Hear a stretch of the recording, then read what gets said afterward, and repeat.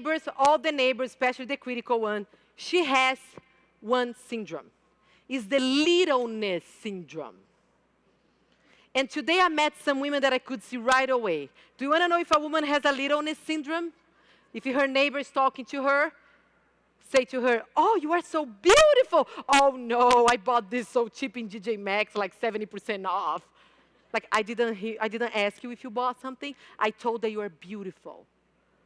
Is when a woman starts saying, I do retreats for women, one called 5-Week Challenge, and a lot of women come, totally disconnect with their divine nature in the beginning. And they were like, I want a little peace of mind in my life. I want a little time for myself. Everything is little. For this neighbor, she's never good enough. So she believes people are not good enough. That's why she's going to her third marriage, because man is never enough for her. So, especially with the "I am delicious," she's the one that, there is, in my book, Cinderella on the Couch, I talk about how it's important to connect with our true identity, with our power to make any changes, not focus much in behavior. So in the book we talk about, have you heard that sentence, "You are what you eat"? That's not true. You eat who you are. If you are healthy, you are going to make healthier choices. If you are powerful, you are going to overcome cravings of something that is bad for you. It's starting with food, then grows to relationships. You are going to have such a stronger yes in yourself that you're going to say no to everything. But the littleness syndrome, she can't say no. So the caretakers in the room, I had a woman in my retreat.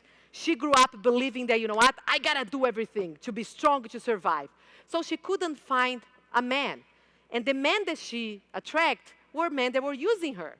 So I gave it to her one exercise a week. She needs to ask for help 4 times a week.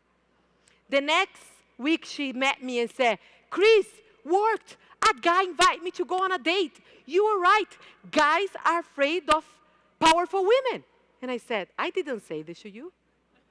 I know that I'm a foreigner, but I hope I was clear." And then I asked her, "How do you feel when you help somebody? How do you feel when you help somebody?" "Great. Happy." So I told her, how can you take this pleasure away from people around you? So caretakers in the room, this critical neighbor, she has that littleness syndrome, believing that she's not enough, which means she can never say no. So she's always overstressed. And she believes that nobody's going to do her job better than her because nobody's enough. Of course, she projects. So she makes you, and she gives you a lot of anxiety. Because she's like, I don't know how it's going to be, I'm so nervous. What is anxiety? The best definition of anxiety for me is excitement without breathing. Right? So like, ooh, wow, I'm going to start a new job. I'm going to start a new career. I'm going to get divorced. I'm so, if something goes wrong, oh my goodness, comes the littleness syndrome. You are not enough. Something bad can happen. And then she doesn't breathe. And something that would be exciting becomes anxious. Okay? So, vitamin O today. The best way to increase your energy, oxygen.